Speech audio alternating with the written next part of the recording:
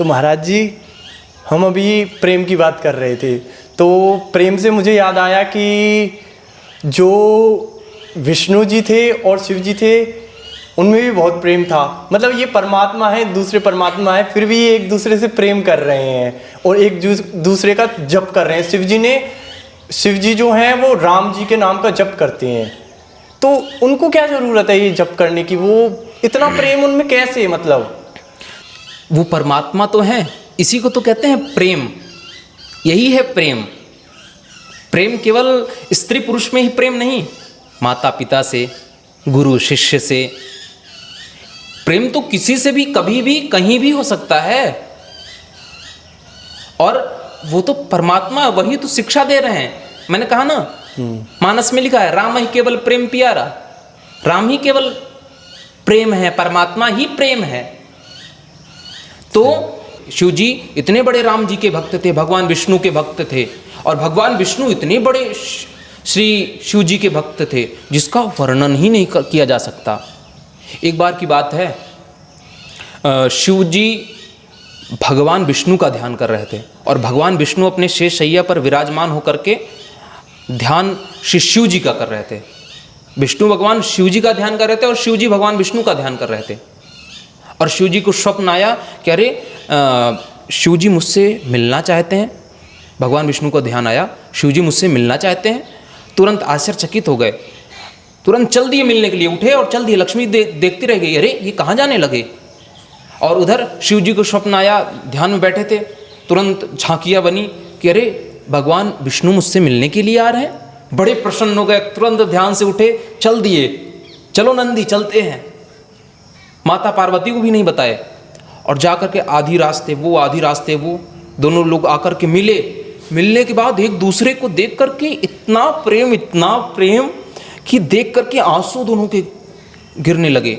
जाकर के गले लगा लिए, अरे नाथ आपको देखे इतने वर्ष हो गए, जबकि प्रतिदिन मिलते हैं। शिव जी को प्रतिदिन दर्शन देते हैं भगवान विष्णु, लेकिन बस वही है ना कि प्रेम, अपने प्रेमी से चाहे आप जितना मिलो, कितना भी मिल लो, लेकिन वो कम ही लगता है। प्रेम की तड़प ही अलग होती है भैया। प्रेम में पड़ा हुआ व्यक्ति ही जान सकता है प्रेम क्या है। और यही नहीं, शिव जी राम जी को अपना गुरु मानते थे, अपना इष्ट मानते थे, और राम जी शिव जी को अपना इष्ट मानते थे।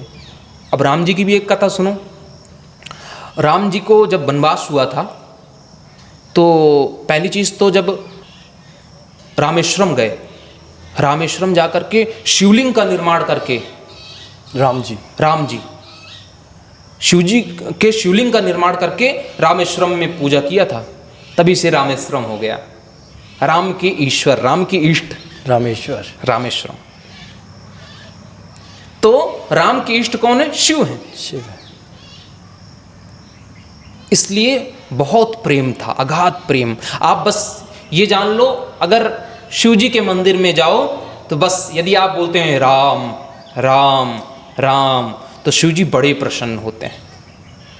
ये शिव जी की महिमा है, ये शिव जी का प्रेम है, शिव जी की वत्सलता है राम जी के प्रति। ऐसे ही जब श्री कृष्ण जी का जन्म हुआ था, तो शिव जी ने यशोदा मैया के द्वार आकर के बोला कि मुझे कृष्ण के दर्शन करने हैं। हाँ, बहुत। जब मैया बाबा आए दर्शन करने के लिए, अरे अलक निरंजन भेष धर करके और देखने के लिए। अब ठाकुर जी तो अंदर आनंद ले रहे हैं, अरे बाबा आ गए हो मेरो दर्शन करने। तो अब जा तो सकते नहीं। अब मैया खड़ी है गई द्वार पे, अरे बाबा तू कहाँ जाएगो, ना कराऊंगी दर्शन।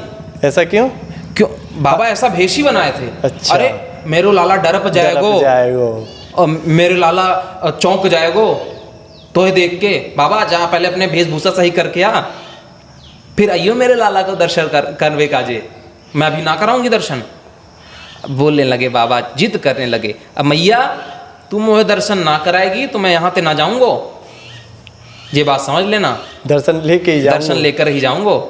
अब ठाकुर जी कहे, अरे ये बाबा तो बहुत हठी है, शिव जी तो बहुत हट वाले हैं, दर्शन करके जाऊंगा, दर्शन करके जाऊंगा, मानू हो ना, मानो ना है। बहुत हट करने के बाद तब मैया ने दर्शन कराए थे। तो ये प्रेम है, ये वत्सलता है, ये सहज स्वभाव है। देखो आप सहज स्वभाव से मुझे एक बात ध्यान आई, हर एक व्यक्ति का अपना एक सहज स्वरूप होता है, सभी व्यक्ति का अपना एक सहज स्वरूप होता है, चाहे मेरा हो, आपका हो, किसी का हो। शिव जी का भी एक सहज स्वरूप था। अच्छा, आप कहोगे आप सहज स्वरूप क्या होता है? सहज स्वरूप होता है अगर आप किसी कमरे में बैठे हो, बैठ करके उस समय जिसका आप चिंतन कर रहे हो, जो काम कर रहे हो, यदि सांसारिक क्रियाएं कुछ कर रहे हो कमरे में, लेकिन अकेले हो, तब सहज स्वरूप दिखाई पड़ेगा। यदि भजन कर रहे हो तो भजन करना वो आपका सहज स्वरूप है, आप जो करोगे वो आपका सहज स्वरूप रहेगा। तो इट्स डिपेंडेंट ऑन यू कि आप अपना क्या सहज स्वरूप बनाते हो। तो बस वही है कि हर एक व्यक्ति का अपना सहज स्वरूप होता है, और शिव जी का भी अपना एक सहज स्वरूप था। लागी समाधि अखंड पारा, बीते संबत सहस्र 87, त्यज समाधि शंभु अभिनाशी, राम नाम शिव सिमरन लागे, जाने सती जगत पति जागे, जाय शंभु पद वंदन कीना, सन्मुख शंकर आसन दीन्हा, लगे कहन हरि कथा रसाला, दक्ष प्रजेश भये तई काला, देखा विधि विचार सब लायक, दक्ष ही कीन प्रजापति नायक। तो शिवजी भी 1-2 वर्ष तक नहीं, 87,000 वर्ष तक शिवजी तपस्या में बैठे हुए थे अपने सहज स्वरूप में। तो वो शिवजी का अपना अलग सहज स्वरूप है। शिवजी का सहज स्वरूप क्या है? राम जी का ध्यान करना। तो हर एक व्यक्ति अपना सहज स्वरूप देख सकता है अकेले कमरे में बैठ करके, जो समय उसके मस्तिष्क में आता है वही उसका सहज स्वरूप होता है। Clear definition. महाराज जी, आप प्रयागराज के बारे में कुछ बता रहे थे कि हनुमान जी। हाँ, उस दिन मैं प्रयागराज के बारे में आपने पूछा था महाराज जी प्रयागराज में, तो फिर कुछ बातें हुई थी, फिर उसके बाद कुछ कारणवश विश्राम हो गई थी। हाँ, सेशन समाप्त हो गया था। तो मैं आपको बताऊं कि प्रयागराज की सबसे पहले चीज़ तो जो तीर्थों के राजा हैं वो प्रयागराज है, तीर्थों के राजा हैं। एक छोटी सी लघु कथा भी आपको सुना देता हूँ। एक बार की बात है, भगवान श्री कृष्ण ने, ठाकुर जी ने प्रयागराज को राजा बनाया सभी तीर्थों का। अब प्रयागराज राजा बन करके बढ़िया सबसे कर लेते, टैक्स लेते। अब ये कथा किसी एक संत के मुख से मैंने सुनी थी। टैक्स लेते और सभी तीर्थ आते प्रणाम करने के लिए। एक दिन नारद जी नारायण नारायण करते हुए आए। नारद जी ने कहा कि प्रयागराज प्रभु प्रणाम, क्या आपको कभी वृंदावन प्रणाम करने आता है? तो आप कैसे राजा हुए? आप तो कहते मैं सभी तीर्थों का राजा हूं, वृंदावन भी तीर्थ है। तो बोले हाँ, ये तो नहीं आता। बोले जाओ शिकायत करो ठाकुर जी से। तुरंत प्रयागराज पहुंचे, ठाकुर जी के पास कदम के वृक्ष के नीचे बंसी का निनाद कर रहे थे ठाकुर जी। तुरंत बंसी को रखा, ठाकुर जी को प्रणाम किया प्रयागराज ने। बोले और प्रयागराज क्या ठीक है, सब बढ़िया चल रहा है? बोले प्रभु सब बढ़िया तो चल रहा है। बोले फिर क्या बात है, कोई समस्या? बोले बस एक समस्या है। बोले क्या? बोले प्रभु सब तीर्थ तो मुझे कर देने के लिए आते हैं, लेकिन ये वृंदावन कर देने के लिए नहीं आता। अरे ठाकुर ने, अरे दारी के जे बताओ है तू, जे मेरो घर है, हाँ, और ये कोई गांव नहीं है, ये कोई नगर नहीं, कोई तीर्थ नहीं है, ये तो मेरा हृदय है, ये मेरा घर है। तो क्या मैंने ही तुम्हें राजा बनाया, तुम मेरे घर से ही टैक्स लोगे? मैं राजाओं का भी राजा हूं। मैंने तीर्थों का राजा बनाया, मैंने तुम्हें तीर्थों का राजा बनाया है, अपने घर का राजा नहीं बनाया। मैं स्वयं ही अपने घर का राजा हूं।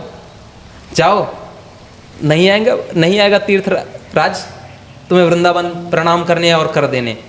जाओ। तीर्थराज प्रणाम करके चले गए। और तीर्थराज प्रयाग की एक बहुत अनंत कथाएं हैं। वहाँ पर भरद्वाज ऋषि का आश्रम है, बड़ा ही दिव्य आश्रम है। भरद्वाज ऋषि आश्रम अति पावन, परम रम्य मुनिवर मन भावन। भगवान राम भी सबसे पहले आए थे तो वहीं प्रयागराज में ही, वहाँ पर ही रुके थे। अच्छा। हाँ। फिर उसके बाद संगम है, 3 नदियों का संगम है, अच्छा। यमुना, गंगा, सरस्वती। इन तीनों नदियों का संगम होता है, वहीं पर सब स्नान करते हैं आनंद से, बढ़िया। और यही नहीं, माँ गंगा एक माँ की वत्सलता देखिए आप। माँ गंगा हमेशा हर वर्ष में एक बार अपने पुत्र से मिलने के लिए जाती हैं। पुत्र से? हाँ, हनुमान जी महाराज से। अच्छा। वहाँ पर श्री बड़े हनुमान जी महाराज हैं। अच्छा। लेटे हनुमान जी के नाम से हैं। अच्छा।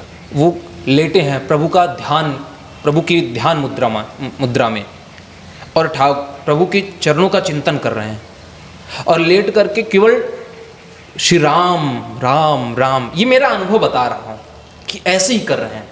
और माँ गंगा हमेशा अपने पुत्र से 1 वर्ष में एक बार मिलने के लिए आती हैं, और इतनी ऊंचाई पे है कि पूरा माँ गंगा का वेग इतना भयानक हो जाता है उस समय।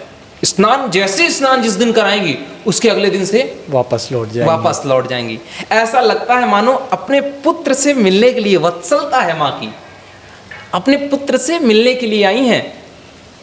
ये है प्रेम पुत्र और माँ का।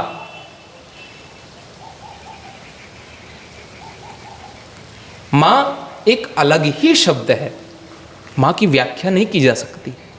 जैसे हम प्रेम की व्याख्या नहीं कर सकते, वैसे माँ की व्याख्या नहीं कर सकते। माँ से ही पूरी सृष्टि है, माँ से ही जीवन है, और माँ से ही पूरा संसार है। ऑल यूनिवर्स सब माँ से ही है। माँ से बात आई है महाराज जी, तो एक बार कृष्ण जी ने देवकी मैया ने कृष्ण जी से पूछा था कि चौरे तुम मोए पहले भी लेवे आ सकते हो, मगर तुम मोए लेवे नहीं आए हो। देखो, कहते नहीं है राम और कृष्ण दोनों एक हैं, इनमें कोई अंतर नहीं है। राम कृष्ण दो एक हैं, इनमें ना कोई अंतर, इनमें कोई अंतर नहीं है, इनमें कोई भेद नहीं है। तो मैया देवकी को ये बताना चाह रहे थे, मैया तैने तो भी मोए 14 वर्ष को वनवास करा दिया, हाँ, और इसलिए मैया मैं तुमसे दूर रहा, इसलिए रहा कि तुम उस पीड़ा को समझो, उस पीड़ा को देखो कि मैं अपनी माँ से दूर हो गया था 14 वर्ष के लिए, मैं अपने पूरे अयोध्या वासियों से दूर हो गया था। तो मैया उस पीड़ा को तू भी समझ। देखो, पीड़ा को वही समझ सकता है, प्रेम की पीड़ा को, जो उस पीड़ा में पड़ा हो। प्रेम में पड़ा हुआ व्यक्ति ही पीड़ा को समझ सकता है, और कोई नहीं समझ सकता। आप ये समझो कि कोई और समझेगा तो कोई और कभी नहीं समझ पाएगा। उसको केवल और केवल वही समझ सकता है जो उसमें पड़ा हो। और माँ की तो बात ही अलग है, चाहे वो हमारी माँ हो या आपकी माँ हो, माँ तो माँ होती है। माँ को संभाल के रखो। और आजकल मैं आपको बताऊं, बस एक संदेश आपके पॉडकास्ट के द्वारा मैं देना चाहता हूं। किसी माँ के 4 पुत्र हैं, उस माँ ने चारों पुत्र को पाला, लेकिन वो 4 पुत्र मिलकर के एक माँ को नहीं पाल पा रहे हैं। ये कहां के संस्कार हैं?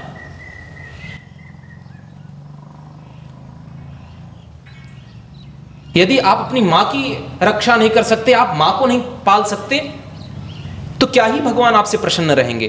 पहले अपने माता पिता की पूजा करो। हाँ। पूजा करने का मतलब ये नहीं कि उनकी रोज धूप बत्ती अगरबत्ती से करो, उनकी सेवा करो, उनसे प्रेम करो, उनसे वत्सलता रखो। आजकल के लोग, आजकल का ये युग ये सोचता है कि हम मंदिर जाके भगवान को प्रसन्न कर लेंगे। माँ की सेवा में तो ये सोचता है कि माँ की सेवा में क्या भगवान प्रसन्न होंगे। यही तो आजकल के जनरेशन की सबसे, जिसको हम कहेंगे ना, लास्ट स्टेज की सोच वो है। आज की जनरेशन को क्या चाहिए कि भाई हमें वृंदावन, मथुरा, अयोध्या, काशी चारों धाम नहीं आना है, हमारे माता पिता के चरणों में ही चारों धाम है। यदि ऐसा व्यक्ति सोचता है तो उसका कल्याण हो जाता है। ठाकुर जी भी उससे प्रसन्न रहते हैं। जैसे मैं एक उदाहरण देता हूं। गणेश शिव जी बैठे हुए थे कार्तिकेय महाराज चले गए, कहे कि मैं चारों धाम की यात्रा करके आता हूँ। अब कार्तिकेय भगवान का तो जो वाहन है वो तो भगवान मोर है, बैठे आराम से उड़ गए। अब मूषक पे गणेश जी बैठ करके जाएंगे। हाँ, तो गणेश जी ने सोचा, चिंतन किया कि मैं क्या ऐसा करूं। तो चिंतन में आया कि चारों धाम तो यही माता पिता ही हैं। बोले बाबा भोलेनाथ को मैया पार्वती को बैठाए स्थान पर। बोले बाबा बैठो आप, पिताजी बैठिए, मैया बैठिए। बैठने के बाद कहा कि चारों तरफ राउंड करके घूम गए, एक चक्कर लगा लिया, एक परिक्रमा लगा ली, प्रणाम कर लिया। परिक्रमा लगाने के बाद तुरंत प्रणाम किया। प्रणाम करने के बाद बोले मैया पिताजी मेरे चारों धाम हो गए। शिवजी ने कहा कैसे? बोले आप ही मेरे चारों धाम हैं और आप ही मेरे सभी देवी देवता हैं, आपसे ही सृष्टि है और आप ही मेरे सब कुछ है। मुझे चारों धाम यात्रा जाने की जरूरत नहीं है, बस मैं आपके चरणों में प्रणाम करना चाहता हूँ।